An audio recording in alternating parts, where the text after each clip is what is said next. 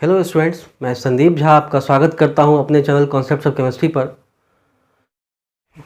पिछले क्लास में हम लोगों ने मोल्स के ऊपर कई सारा फार्मूला पढ़ा था, जिसमें कि जो सबसे पहला फार्मूला था वो था N equal capital N by N A, या फिर हमने N बाय एन नॉट, जहाँ पर N क्या है तो number of moles of particle. N क्या है, small n, number of moles of particle, मतलब जो भी पार्टिकल हो, एटम हो, मॉलिक्यूल्स हो, आयंस हो, अगर जिनका भी हमें मोल्स निकालना है तो उसके नंबर ऑफ मोल्स को हम स्मॉल n से डिनोट करते हैं। कैपिटल N से हम नंबर ऑफ पार्टिकल्स को डिनोट करते हैं। कैपिटल N क्या है, नंबर ऑफ पार्टिकल्स, जो भी पार्टिकल दिया हो, एटम हो, मॉलिक्यूल हो, आयन हो, ठीक है।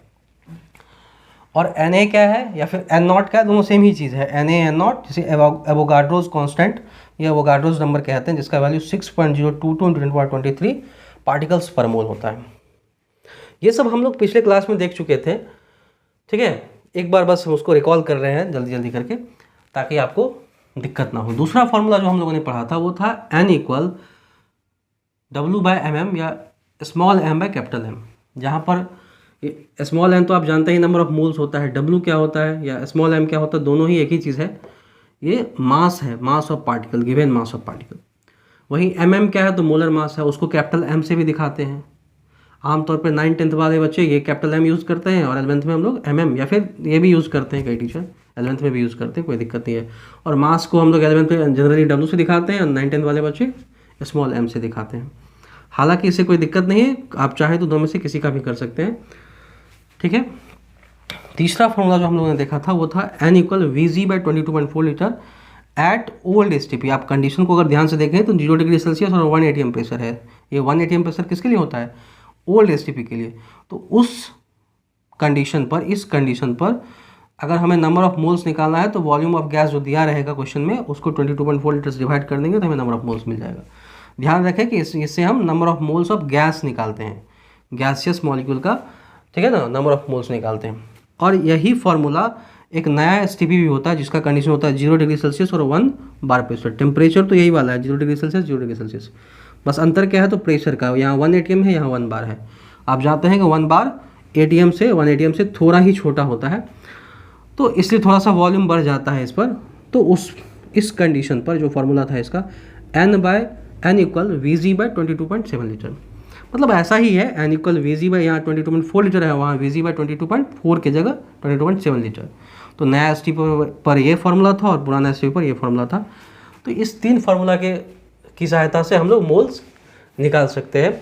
और भी फार्मूला आप लोगों ने देखा था, तो पहले इसको आप जो भी नए बच्चे हैं वो नोट डाउन कर ले, जो पुराने बच्चे होंगे उनके पास तो होगा ये फार्मूला, इनको पहले नोट डाउन कर ले और फिर हम अगला फार्मूला देखते हैं और फिर आगे बढ़ेंगे। नेक्स्ट फार्मूला जो हम लोगों ने पढ़ा था वो आइडियल गैस इक्वेशन से आया था, और वो था PV इक्वल nRT, जो कि पहले स्टेट्स ऑफ मैटर में पढ़ाई जाती थी, अब तो हटा दी गई है, पर इसके ऊपर भी क्वेश्चन आ जाते हैं। तो ये क्या है ideal gas equation, PV is equal to nRT, और इस n को अगर हम निकालना चाहें यही number of moles of gas है, तो n इक्वल क्या हो जाएगा, ये RT इधर लेके चले जाएंगे तो PV बाय ये RT हो जाएगा। तो वही लिख दिया हमने, n equal PV by RT, जहाँ पर ये n क्या है, n है Ng, मतलब number of moles of gas. ये गैस का नंबर ऑफ मोल्स है, ध्यान रखें, क्योंकि गैस ही के लिए इक्वेशन ही है, नाम ही आइडियल गैस इक्वेशन। P क्या है, यहाँ पर प्रेशर है, ठीक है, pressure of gas in ATM और पास्कल। हम जनरली दो यूनिट में लेते हैं, ATM या पास्कल में। ये डिपेंड करता है कि ये गैस कांस्टेंट का हमने क्या वैल्यू लिया है, ठीक है। गैस कांस्टेंट का ये SI वैल्यू है, ये R क्या है, यूनिवर्सल गैस कांस्टेंट। तो इसका SI वैल्यू लेंगे 8.314 जूल पर केल्विन पर मोल। तो हम लोग प्रेशर किस में लेंगे, SI में, पास्कल में। पर वहीं अगर हम इस गैस कांस्टेंट का वैल्यू ये वाला ले लें, 0.0821 लीटर ATM पर केल्विन पर मोल। ये देखो लीटर ATM वर्ड यूज़ है, मतलब एटमॉस्फेरिक प्रेशर। उस केस में हम लोग प्रेशर किस में लेंगे, ATM में। तो अगर ये वाला वैल्यू यूज़ करें, यही इक्वल है इसके भी, 0.0821 इज इक्वल टू 1/12। ये जो वैल्यू है वो 1/12 के बराबर है। बाकी आप देखेंगे सब कुछ सेम है, वही है, लीटर ATM पर केल्विन पर मोल, लीटर ATM पर केल्विन पर मोल।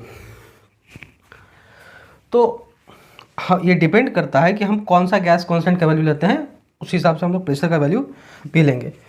उसके बाद हो गया वॉल्यूम, जो कि Vg भी हम लिख सकते हैं, जो कि वॉल्यूम ऑफ गैस है इन लीटर और मीटर क्यूब। साथ ही एक टेम्परेचर है, जो कि एब्सोल्यूट टेम्परेचर है। एब्सोल्यूट टेम्परेचर क्या होता है, टेम्परेचर इन केल्विन। तो अगर हम इन सब वैल्यूज़ में से मतलब मान लीजिए कि प्रेशर, वॉल्यूम और टेम्परेचर का हमें वैल्यू दे दे तो हम आराम से number of moles of gas निकाल सकते हैं। आर तो कांस्टेंट होता है जिसका वैल्यू हमने लिखवा दिया हुआ है, तो इसको भी नोट डाउन कर लें, फिर हम लोग आगे देखते हैं।